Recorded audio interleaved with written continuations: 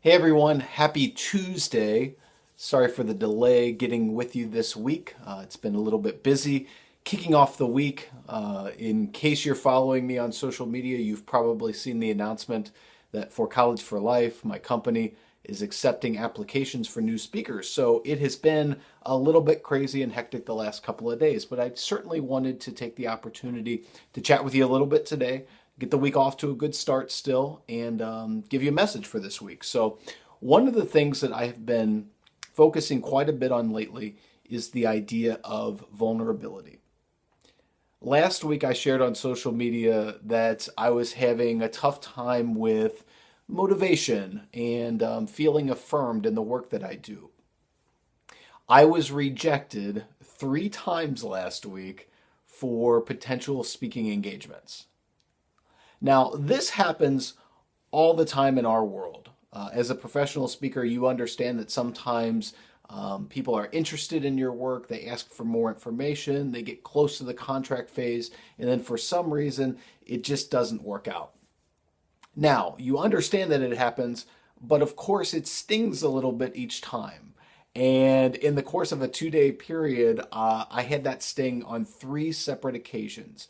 And I had a moment. I had a moment where I was like, wow, this is really tough. It's certainly hard and stressful, but also the ego gets involved as well.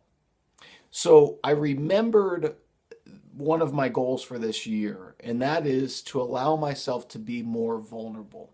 So I shared that experience publicly of the sting of being rejected, but then I also sought the feedback and advice of people who I knew could help give me some wisdom in that arena as well.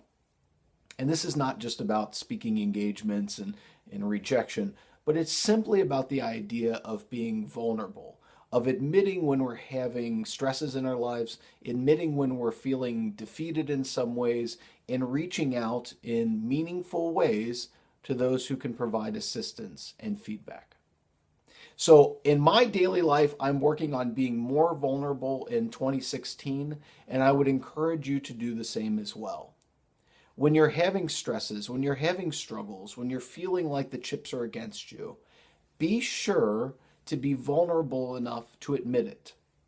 Now, you don't have to follow the lead and admit it to everyone, but certainly have that front row that we talked about last week, that circle of people that you can really trust, and be vulnerable enough to admit to them when you're having struggles.